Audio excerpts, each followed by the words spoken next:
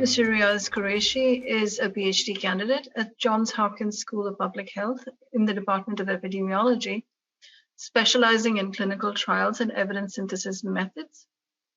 His dissertation work focuses on exploring how adverse events are handled in clinical trials and systematic reviews. I hand it over to Mr. Qureshi.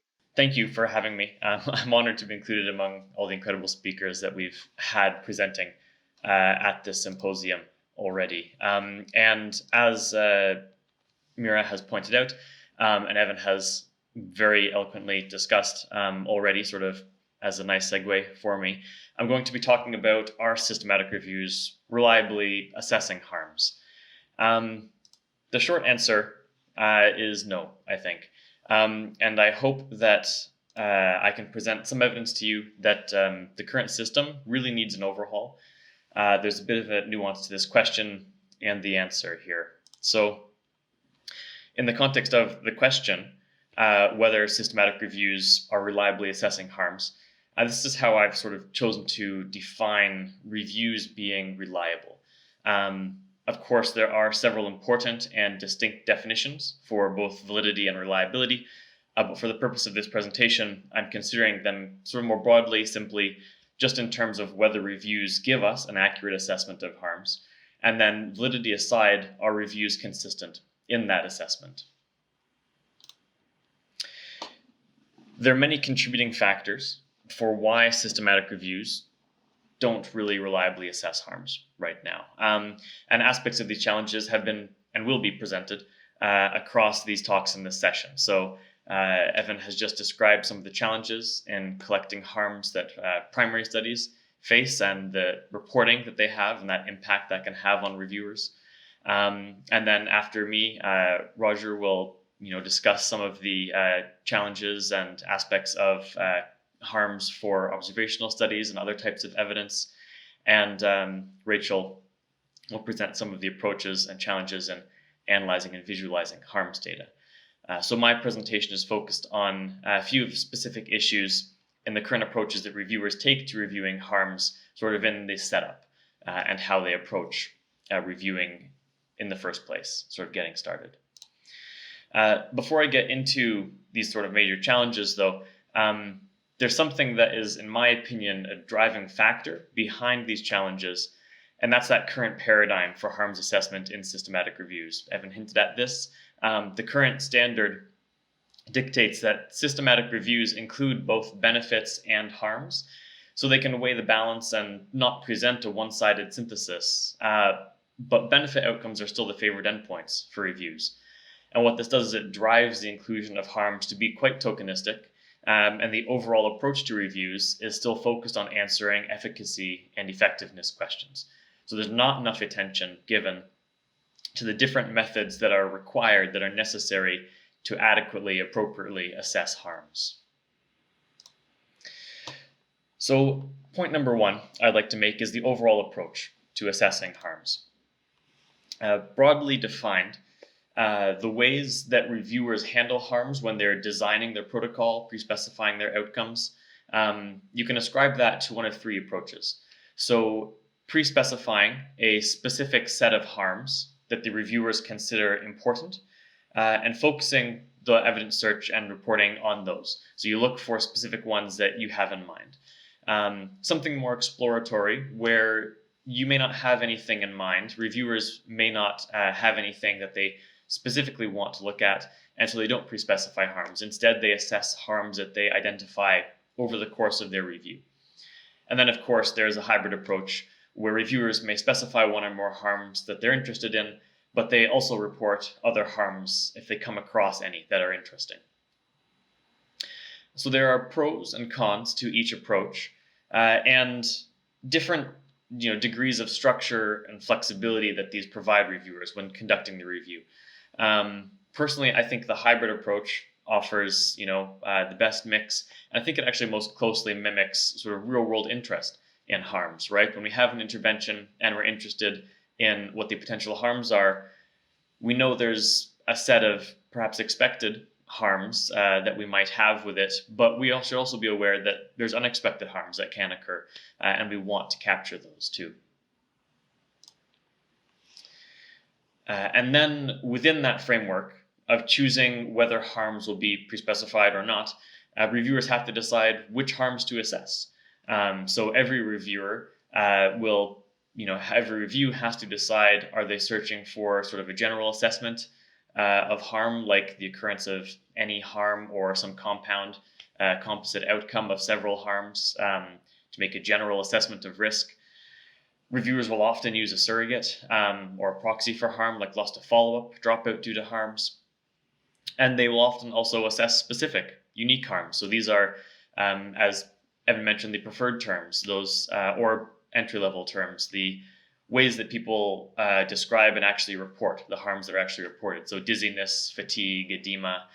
And there's a mix of general and specific harms that reviewers, it's always good to consider a mix. I don't think it's advisable to limit oneself to a single general assessment just because you miss out on the specifics that the consumers are interested in. Now, these choices, when you're setting it up, it can actually create a problem in the reproducibility of harms in that there's a paradigm of choice. So your reviewers, of course, are free to choose what they want to assess.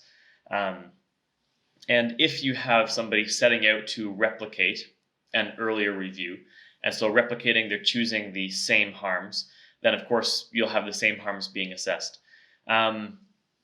However, a much more common scenario is that you have different review teams who set out to answer the same question, basically, even if it's at different points in time or at the same time. You can have multiple reviews that are asking the same question. And for interventions, harms tend to be quite similar, for intervention within an intervention. And so if reviews are reliable in their assessment, consistent in their assessment, we would expect or hope reviews to reach similar conclusions for harms. But this isn't actually what we see in practice. So this example, these two reviews are both network meta-analyses for therapies of epilepsy. And if we look at the evidence that they have for gabapentin specifically and results, both of these reviews included the exact same sources. So they are dealing with the exact same data to support their, as their evidence. But as you can see, the harms that they've reported for gabapentin and are including and making their conclusions on for harm are very different. And some of these have been quantitatively assessed within a network meta-analysis framework. Some have been qualitatively assessed, just described across included sources. But there's a pretty big difference in what you're getting between reviews. So this is a problem for consumers who may naively assume that the harms reported in the systematic review are similar, no matter what review they read. But the truth is, harms are actually very often review specific, even when there's a large amount or complete overlap in the evidence between reviews. And this is actually exacerbated as well by those terms that reviewers use when they're talking about harms. So standardized hierarchical classification systems like CoStart and Medra, they've existed for well over 2 decades by this point. But reviewers will often use non-standardized language to refer to the harms that they assess. So this means that when two reviews, even when they look at the same harms, it's possible they may be calling them by different names. So that is, again, is another layer of differences in how what you have when you're looking at reviews, even if they're functionally similar and the same, they can be quite different in their harms summary. So those are sort of aspects, challenges, contributing factors in the design, setting up your review. Another aspect then, when you're actually searching for your evidence. So systematic reviewers have a host of different places that they can look to find evidence for their review. Everybody, knows bibliographic databases, grey literature, registries. And there are actually several sources of evidence that have a lot of information about harms that will not be found by standard search bibliographic databases. So if you look through things like toxicology databases, federal agencies, adverse event reporting systems, there's a lot of extra work that needs to go into searching these, but they contain a lot of information, valuable information for harms. But harkening back to that paradigm for reviews being focused on efficacy, if you look at what sources are consistently being searched by reviewers, we see only those typical sources, bibliographic databases, gray literature, registries. All those other sources to look for evidence are quite rarely used. And then on top of that, you have that subsequent decision once you've searched, what are you including in your review? And what types of evidence are you using to support your synthesis? And here again, there's a strong favor for types of evidence that are good for answering questions of efficacy and effectiveness, but other types of data that can hold valuable information for harms, and Roger will speak to the importance and challenges associated with some of these, they're not very often included in reviews. So even when you've got reviews that are looking at benefit and harm, they don't really include these. So the focus is on efficacy. And then there's two other important things that sort of come after you've done your synthesis then. These are the challenges of reporting and spinning harms in reviews. And these can also contribute to a lack of reliability. So this issue of selection criteria, which Evan talked about and underscored how they severely limit the number of harms that are publicly reported in primary studies, and then what systematic reviewers have access to if they don't have access to unpublished data. So we found that selection criteria are not restricted to primary studies and are actually quite common in systematic reviews as well. And when they're used by reviewers, selection criteria compound that issue by applying further restrictions on what's already a highly restricted subset of potential harms. So criteria that are applied by reviewers can be explicit in this, in a similar way to those primary studies. So I've got two examples here. We extracted only adverse events reported in all included studies, or only harms that were statistically significantly different among treatment groups are presented. At least when they're explicit, readers know how selective the reviewers have been. They know just how selective that sample of harms that they're getting is.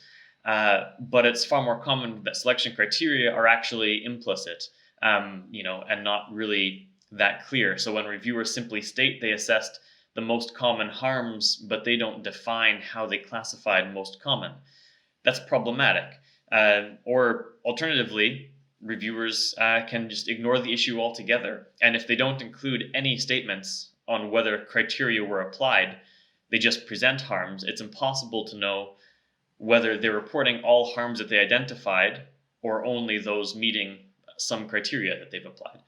So this can really impact what the consumer gets and what they understand about the harms that have been synthesized.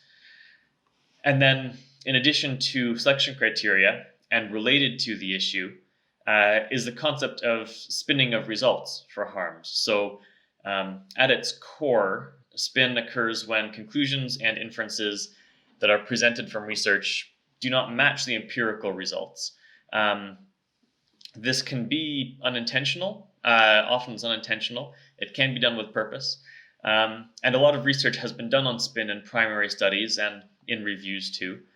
But much of it's been focused on the spin for benefit outcomes. So something that we've started exploring is spin for harms in systematic reviews, specifically. In general, there's three major general categories of spin, and there are different subtypes of spin within each of these.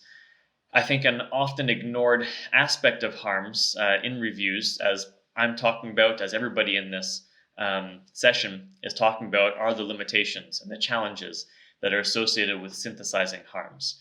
And when these are not addressed by reviewers in the discussion or the conclusions, if reviewers don't bring these about and address these, then I personally consider that to be a type of spin, really, that's related to all three, because unintentionally even, it can mislead the reader into potentially being overconfident in the results for harms. If the reader doesn't know the challenges, isn't aware of them, and they're not brought up by the reviewer in the text, then they may not know that there's some uncertainty, or what they're getting isn't the full picture.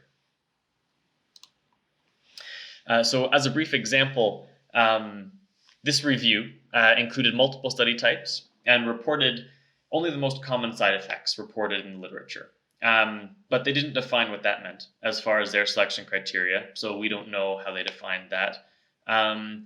In total, they reported overall counts of occurrence for 22 unique harms across the included trials, and about half had what I would consider pretty substantial and noteworthy differences between the gabapentin group and the placebo group in the counts. So there's an example there. But this conclusion that I have, slower titration may reduce central nervous system side effects, is the only concluding statement made about harms. And it's misleading in two major ways. So the first is a generalization of all harms they assessed as central nervous system side effects, because they weren't. There were adverse events from multiple body systems. And then the majority of harms data came from controlled trials. But the discussion notes that this variability in titration rates, it all came from the case series and case reports. And this wasn't even an outcome that they assessed in their reviews. They don't have anything about it in the results. So this point in the discussion is the first point at which they sort of bring this up. And then their conclusion is entirely based about that. So their conclusion comes from personal experience, not really something that they actually assessed. And not the actual main source of their harms data either. So here's a possible rewrite of the conclusion, something that I put together as a possible revision that I think helps fix sort of some of that spin there. So it more completely describes the harms that might be of interest to readers. So it doesn't list all 22 they assessed, but it lists ones that have important differences, and it's certainly better than just saying central nervous system side effects. And then it also acknowledges the limitation and extrapolation that was made in concluding that slower titration leads to fewer side effects. So putting this out here is really just for the people who will only read the conclusion or only read the abstract and not read the full review. It lets them know where that conclusion is coming from. So my short answer to the question, right, was no. But my more nuanced answer is not without really a paradigm shift in our overall approach to synthesizing harms. So there are several steps that can be taken to improving the reliability of harms assessment in reviews. I think a really big thing would be having systematic reviews that are entirely and specifically devoted to harms. These would be able to focus on all of the required methodological differences that need to be incorporated into a review that don't work the same way for harms as they do for benefits. And then the harms wouldn't be tokenistic if that's the focus of the review. Big thing is having reviewers who understand these challenges associated with reviewing harms, and then also have the resources to adequately do so, that have the access to those unpublished data or can get it, that have the time and the funding to actually conduct the necessary analyses, all the extra searching that needs to take place. But at the very least, even without those three, something that I think would certainly help in consumers' and readers' interpretation of harms would be acknowledging the limitations associated with assessing harms. And so that would be something that could be immediate, could be something implemented, applied by journal editors, making sure reviewers do this, and just as reviewers itself, making sure that you are appropriately discussing the aspects of harms assessment within your reviews. So that's it. So thank you very much. I'm looking forward to discussion and Q&A.